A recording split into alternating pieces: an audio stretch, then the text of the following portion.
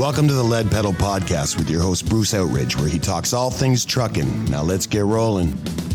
All right, how's everybody doing today? Welcome to another edition of the Lead Pedal Podcast. We've got lots of stuff going on, and we know that you're going to be able to have a lot of fun with us today. We actually, if you were watching our newsletter, we were actually supposed to have somebody else in here, and that unfortunately, that person, the day they were supposed to record it, got into a car accident, and that's why they were late for the recording. And so we haven't rescheduled, which is kind of, I don't know if that's an omen or what that is.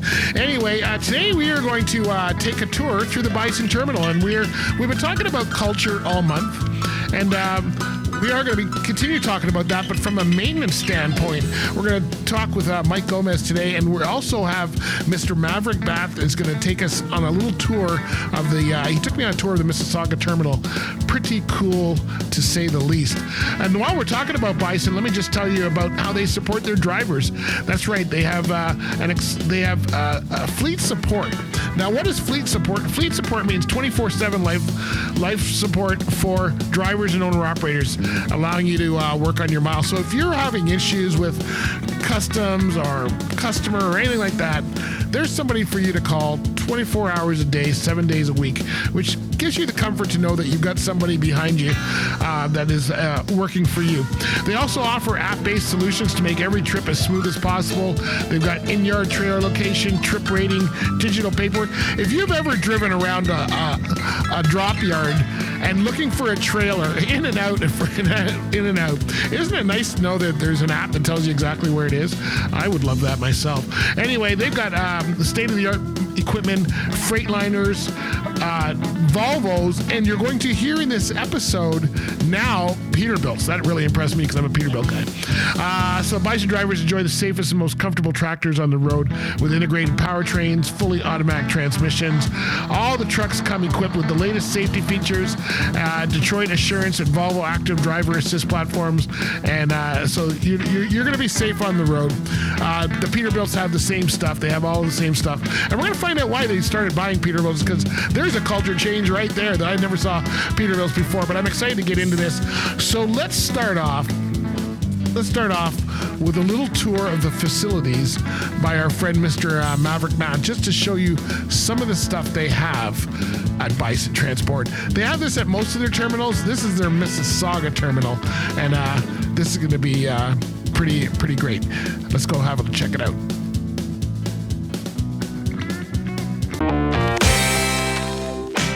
Yeah, so here we've got our wall of recognition. Basically, it's to recognize drivers' achievements as well as office employees and maintenance. So some of the most significant milestones would be when drivers reach their 1 million, 2 million. The city drivers would go by their safe time working in hours. So we've got some years for them.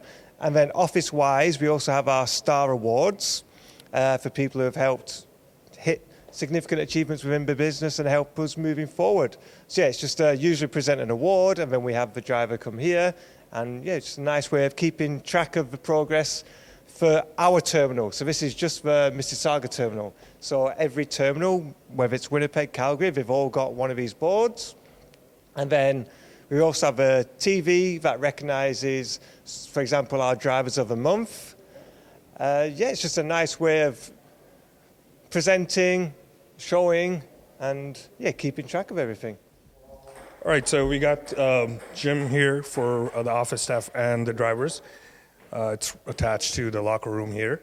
And as you can see, we got some people here taking some time off their stressful day, relaxing, practicing their ping pong skills. Thank you. Yeah. So you can just come in here anytime? Anytime you want to relax and work out, especially for the drivers as well after a long day, work out and stuff. Yeah. All right, this is our Mississauga terminal. Here we do mostly PMs, some safeties for all of our fleet, tractors and trailers. We offer oil changes for our owner-operators here. First come, first served basis. They're able to come in, drive up right away, and we can get them here serviced. We also hosted our Master Tech competition here last year in October, so we had technicians from all of our terminals coming in to compete with hands-on and practical All right. Hey, hopefully you enjoyed that. Go check the video out if you want to see some of that stuff from there. Now, let's get into the maintenance part of it. But before we do, let me tell you about Ribs Transport. Ribs Transport is a Hamilton-based owner-operator fleet.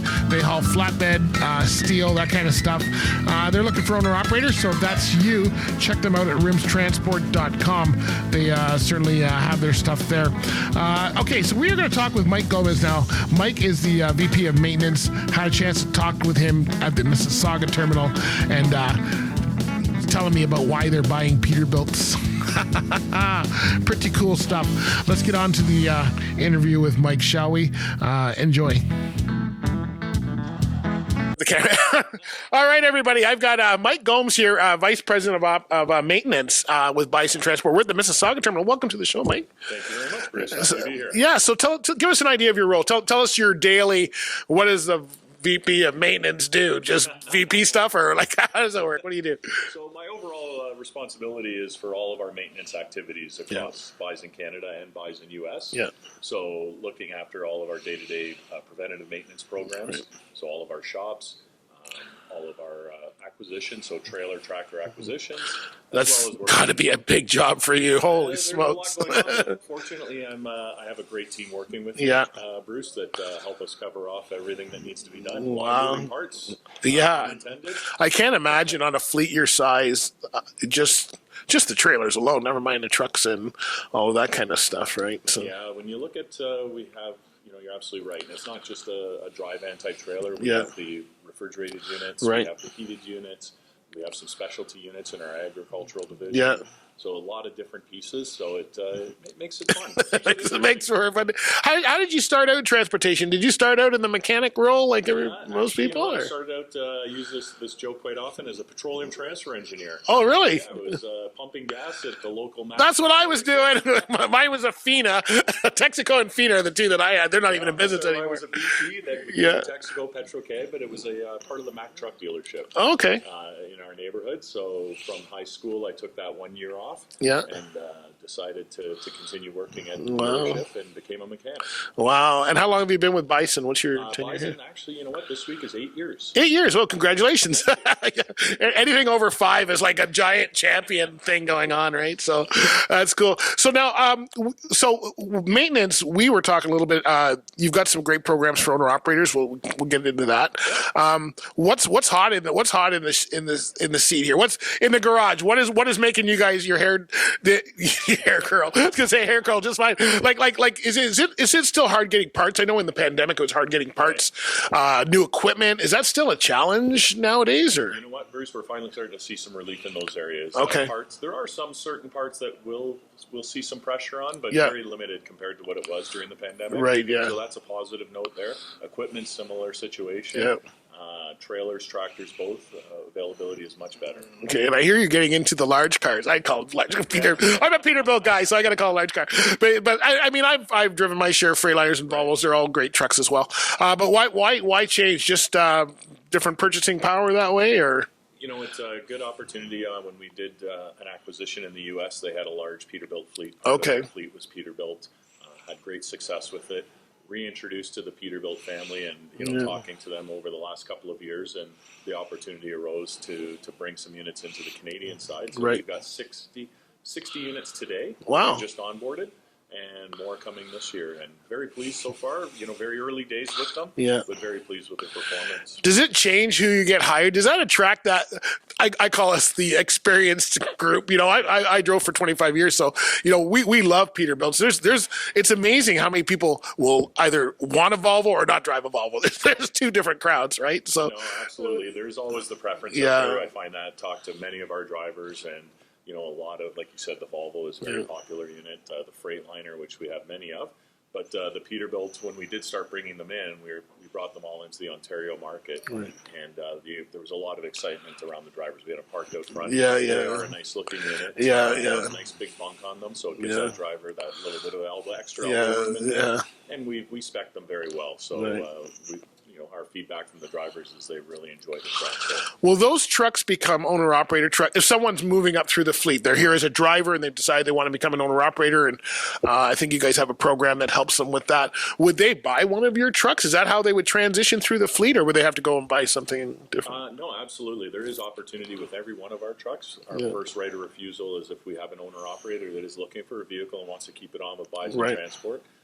As we move it out of our fleet, we are more than happy to talk to them. Right. During the pandemic, when you touched on the equipment shortages, we had a great opportunity to be able to support our owner operators in selling them our equipment. So.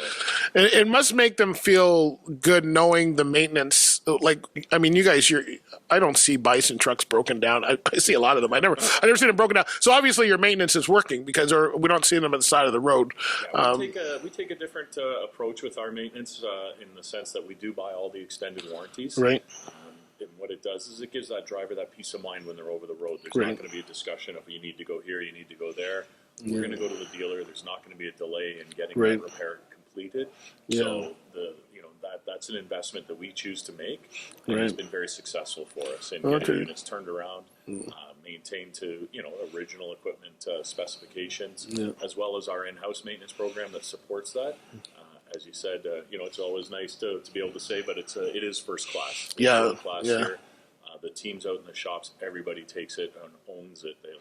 It's their vehicle. It's a great culture within our shops, and again, that's a testament to our leadership and to our technicians, to our shop support staff, all taking that pride in their ownership, and couldn't be more proud of the team. Do the drivers move around in the truck, the slip seating program? Do they do that, or is it dedicated units here? Because both ways, you have to do that sometimes. But I don't like slip seating. I like having my own vehicle and knowing what I do. Right? It's a bit of a mix. So we do have different areas, different operations allow us for some slip seating to maximize that unit efficiency. We will look if a unit is, over miling. We'll look to move that driver into something that has fewer miles, in order to gain put the same type of mileage on every unit. So does that change your maintenance at all? If you've got because you could have 2 different drivers, 3 different drivers. I don't know how many, how it goes, and we all could drive differently. We all may know how to drive, but we all drive differently. Nobody. Well, I guess you guys have mostly automatics, but nobody shifts the same as far as I know. So yeah, absolutely. So no, we do run a program where if we are taking a driver out of a unit, we have the onboarding and offboarding ramps. So in our Calgary and Winnipeg facilities, we have a deck platform where you can pull 2 trucks up, and it allows that driver to walk, flat across between the trucks. Right. Again, a small piece that just helps make that transition a little easier. We're not up and down the steps moving their gear truck to truck. Yeah. The other piece we do is we will make sure that we do a check on the truck. Make sure that it's clean. Number one, we'll detail the interior, as well as check the mechanicals. Okay, so whoever gets in the truck is getting something that's been checked over and saved. And would you guys? I don't know, a fleet this size, would you change trucks every 4 and 5? I mean, most owner operators would be trained. I look at how much that is. That to change over them, it's got to be crazy to do that. It is. So what happens is we've changed our program a little bit, but we're about 54 months is our target, where we try to maximize the mileage on the vehicle to that point, and then move it out of the fleet. And the reason for that is there's twofold, or there's several reasons. The longer you keep a truck, you're missing out on opportunities for increased efficiencies. So trucks, as they go along, research development, they improve. They improve the economy, the driver comforts, the safety factors on that vehicle. So we want to make sure we're taking advantage of that.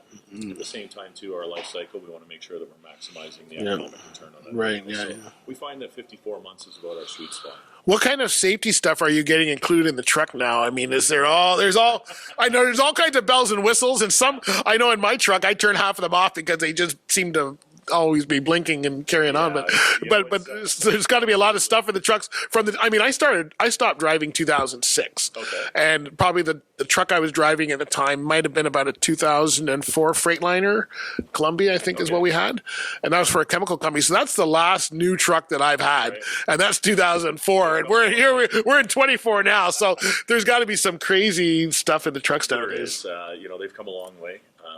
What they call the ADAS system, so the Advanced Driver Assistance Systems. And what those are is the full safety suite. So you have the radar up front. It's helping with adaptive cruise. It's warning drivers of a slowing vehicle or a stop vehicle. We have the side radar detection. So understanding what's in your blind spot. Plus, we have the lane warning, departure warning. Okay. Again, to your point, it can create some distraction with some noises, but every generation, every update they do, they are improving the quality of it.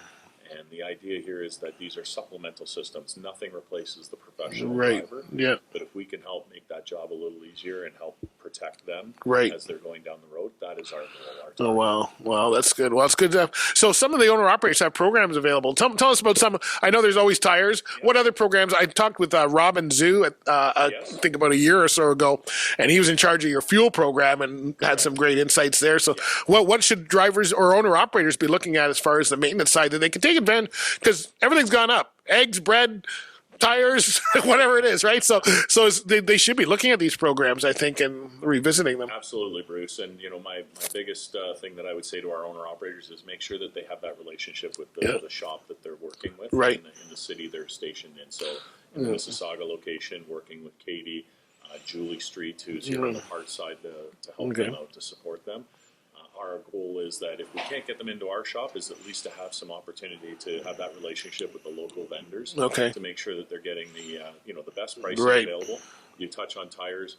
I challenge any owner-operator to get better pricing on tires. And they'll give you that feedback as well when you speak to them. Yeah. The tire programs are amazing. Very, very happy to be able to give that to our owner-operators to be able to provide that service.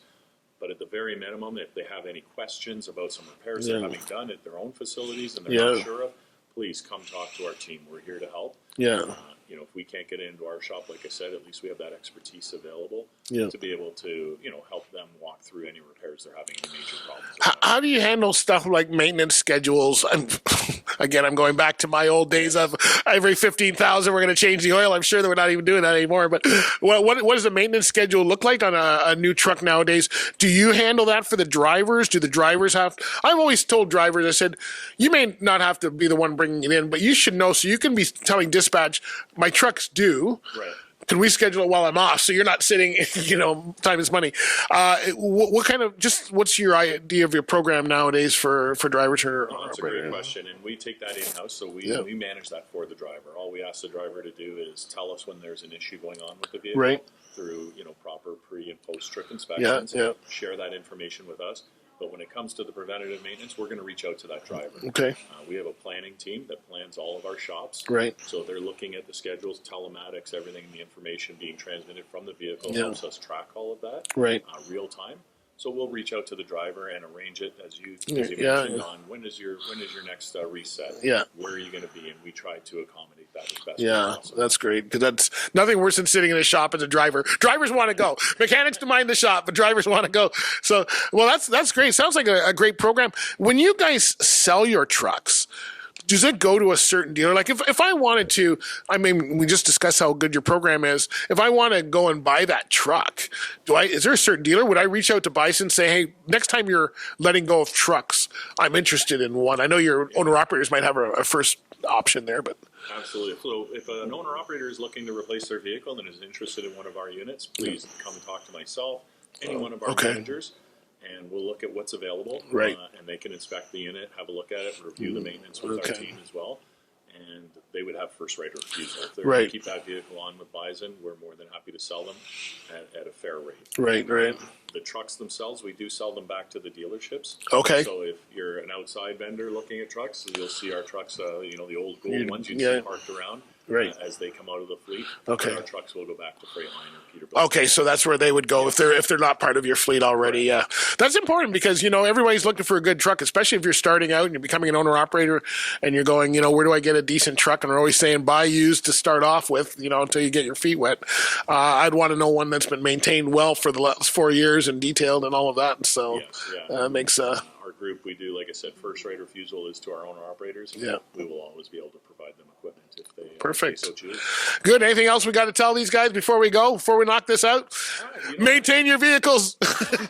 I guess we're not greasing. They're not greasing. Is it automatic greasers on trucks nowadays? No, it is not. No?